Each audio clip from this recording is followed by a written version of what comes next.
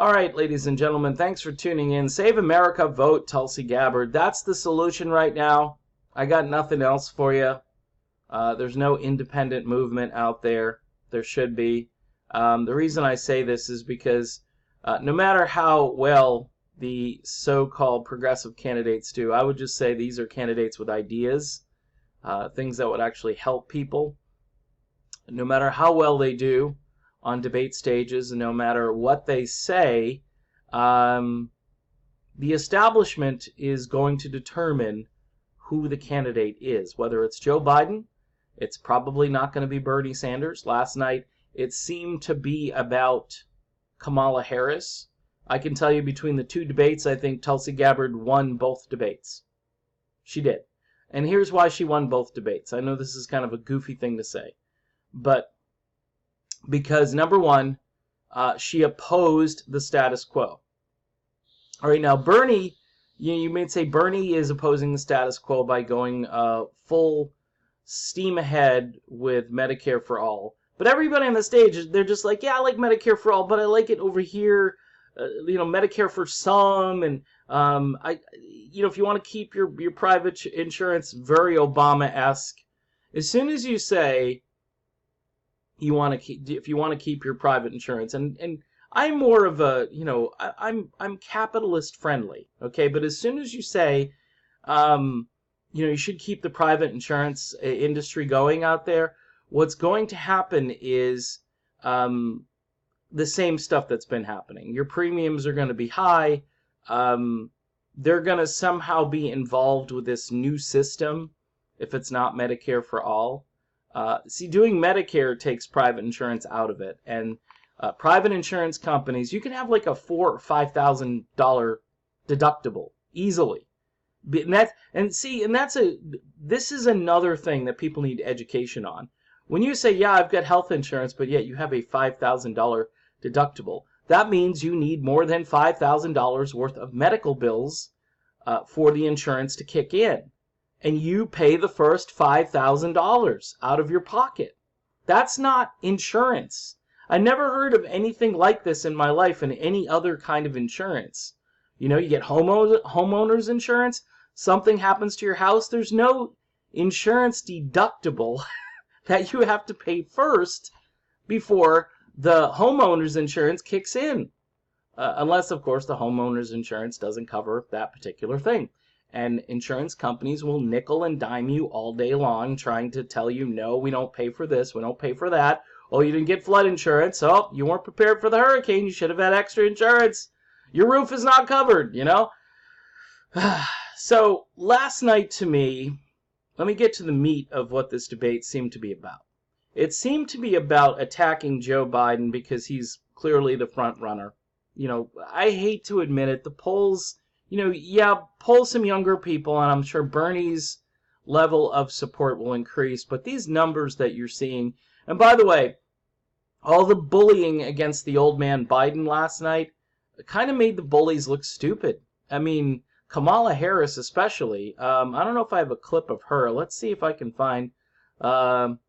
This is when this guy who's a tribalist who's been after Trump, Eric Stallwell or something like that, he goes after Biden's age. And the camera, MSNBC wants Biden to be the nominee. So they took pictures, they've got the camera on Joe, Uncle Joe, when this guy is going off. Still right today. If we're going to solve the issues of automation, pass the torch. And this is pass the torch, pass the torch, pass the torch. You're old, pass the torch. Okay, so we don't like old people, and that I don't know if that's going to work, because guess what? Old people go out and vote. Old people are retired.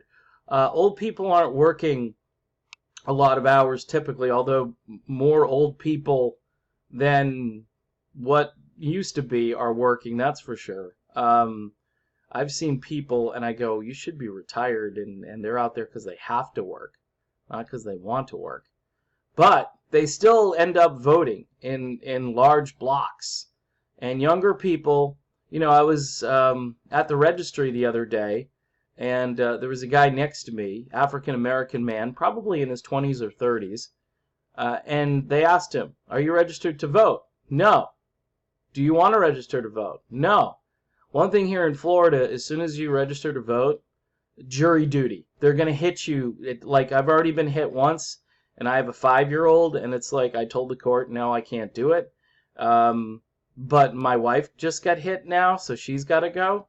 And it's like, as soon as you participate in the process, they're going to rent you out to be part of a jury. And I'm sorry, they should do something where they run ads in the newspaper, say, hey, we need jurors for an upcoming thing. You don't have to be a registered voter. We'll pay you so much a day to do it, blah, blah, blah. So, in any event, I don't know. Maybe they think voters are good quality jurors. Yes and no. And as you can see, this exchange goes on for a long time. I'm trying to find the one. And then there's Kamala Harris. She became the school marm last night. She was Hillary 2.0. There was nobody more Hillary-esque on that stage than Kamala Harris. And of course, she brought up her skin color in a way. Some people say she played the black card. You see, Democratic politics is mired in this stuff, and it's what turns not people that are just conservative, but people who are independent, who are like, I really need to get a good job, and all they're talking about is stuff that doesn't pertain to me. And this is been the problem over and over for decades now, because they've gone down this road. Okay, we've got Trump, he's a racist, so we've got to run somebody who's not a racist. Joe Biden isn't a racist, but Kamala Harris is going to prove that he is by talking about an issue that's like 40-something years old. And by the way, Biden's clarification was that he didn't vote against it. He voted against the government imposing it, and Kamala Harris got a big applause line for saying that, you should have the feds come in and basically tell the states what to do, which I'm sorry if, I tend to be a bit libertarian on this, and I'm for states' rights, because do you really trust the federal government on a lot of issues? Let the states decide, let the local school board decide, let your local town decide. Let the communities that are dealing with these issues, let them decide. That's the way good democracy works in this situation. These moderators, by the way, were just, I don't know. They were as lame and as bad as I predicted they would be. I'll direct this at Vice President Biden. Here we go. I do not believe you are a racist, but I also believe, and it's personal, and it was hurtful. All right, and she's trying to personalize this because apparently she was on one of those buses as a kid. Now, I have a first-hand testimony on this. I know, and I think I've already brought it to a video, but I'm gonna reiterate here. I lived in Lexington, Massachusetts, and we had kids in the 70s who were bussed in from Boston. They were on that damn bus for like 4 or 5 hours a day. These kids were exhausted all the time. And it had nothing to do with, well, you're a racist because you don't want them being bussed in. These kids, I made friends with 2 of them, and I didn't care about their skin color, by the way. It didn't occur. Skin color has become this thing as time has gone on where it's brought up where we didn't have a certain sensitivity to it, but now we're so hypersensitive. And look at this screenshot here. Biden looking down. She's looking all distraught. Joe Biden didn't put these kids, on buses, or he didn't take them off buses. This issue, and I hate defending Biden, but the problem with talking about this issue is that it's way off track. Okay? Talk about healthcare. Talk about the environment. Talk about criminal justice reform. Right now, that's a big issue. You should be talking about that. But instead, we're going back 40, 45 years to talk about what Biden did. And, just looking at these screenshots here, she goes on, and right at him, he's the front runner, and her job, and you can just tell by the facial expressions in the screenshots here. I'm not going to play her audio of this, but it just this is like one of those things where you flip the pages and you can kind of see. You know, I'll play some of the end of it here. Brown v. Board of Education. Because your city council made that decision. It was a local decision. So that's where the federal government must step in. That's why we have the Voting Rights Act and the Civil Rights Act. That's why we need to pass the Equality Act. That's why we need to pass the ERA, because there are moments in history where states fail to preserve the civil rights of all people. I have supported the ERA from the very beginning when I ran Vice President Biden, 30 seconds, because I want to bring another. Now, at a certain point, Biden runs out of gas. Like he's rebutting a question. I don't know if it's this one. And look at her. This is somebody who thinks they're standing up for an issue that does. How does this affect us now? We don't have any problems with integration these days. And some have said that this experiment of taking these kids, and it has nothing to do with race, by the way. It's like, you went way out of your way to bring 2 hours or whatever it is. Like I said, these kids had to come in from Boston. It was 30 miles plus away, or around that distance. And then they had, and that was a big, by the way, if you do 70s and forced busing in Boston, you're going to get 1 million hits on that. Or there's a lot of well-documented stuff on the chaos and who was opposed and who was for it and so forth.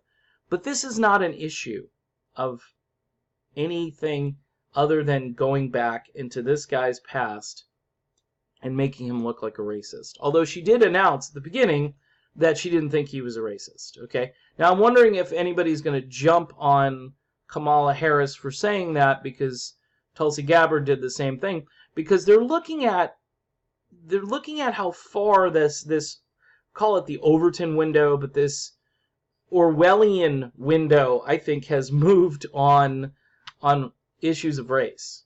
And I don't know. It's more or less, if you haven't evolved in the proper way, or if you had some issue, and Tulsi Gabbard has this with gay rights, by the way, and I don't know, her faith or her Hinduism. There's a lot of things that are also mixed in there. And I just don't think it's relevant. I mean, this goes on, and you know, Biden here, I think he's trying to answer it, and I think he runs out of gas. The Voting Rights Act for 25 years. We got to the place where we got 98 out of 98 votes in the United States Senate doing it. I've also argued very strongly that we, in fact, deal with the notion of denying people access to the ballot box. I agree that everybody, once they, in fact, they should. Anyway, my time's up. Imagine the part. Yeah, his time is up. That was kind of weird, because Harris spoke. All of these people pretty much kept speaking past their time, which is typical in debates.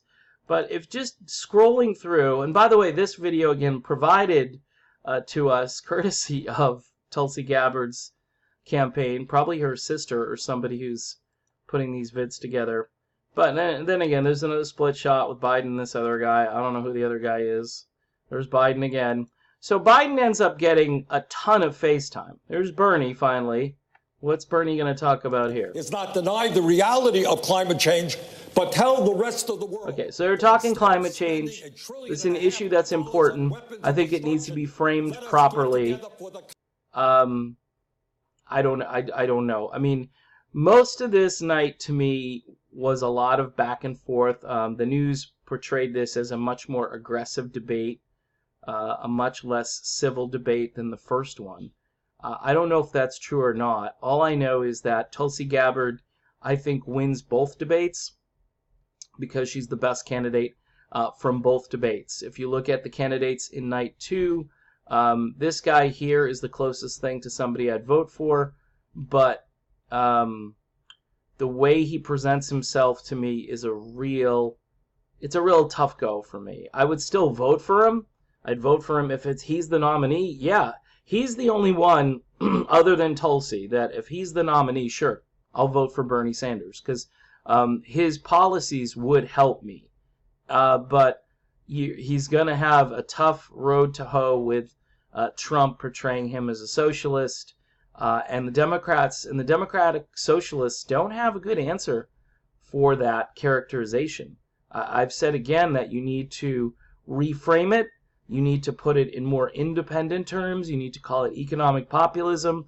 I got people on Twitter, excuse me, who were bashing me a while ago because they said you can't keep throwing this term out there, and they're yelling at me because they're saying, well, we've got to condition people. And I'm like, no, conditioning isn't the right word. It's educating people on what it is, and then using proper language to represent what it is.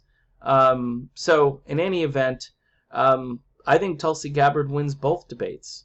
She's not at the second debate, and I think she wins.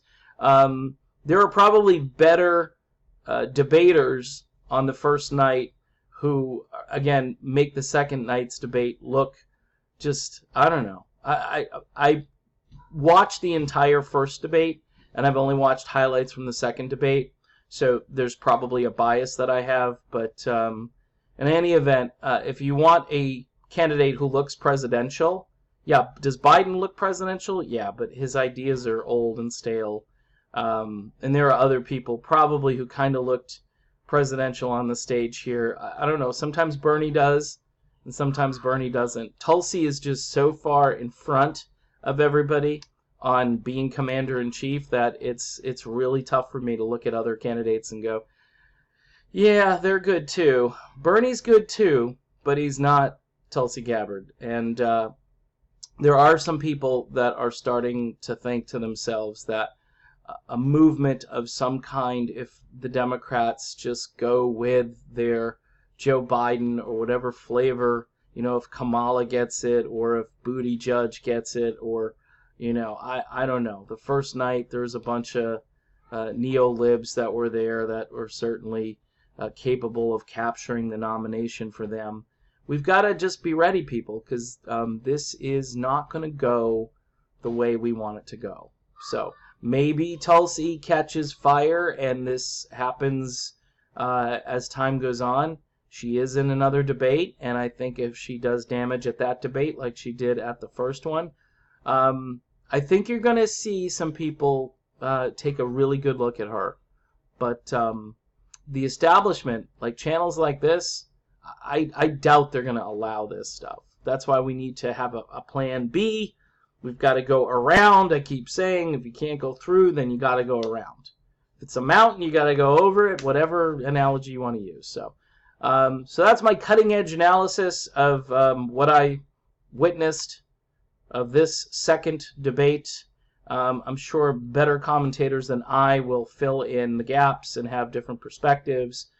Kamala Harris, to me, comes off as a bully, and I know she's probably loved by the folks over at TYT and various other so-called progressive outlets that prop up candidates who put tribal politics ahead of real issues. And this is the problem we are up against. All right, done with this one. Be back soon. See you then.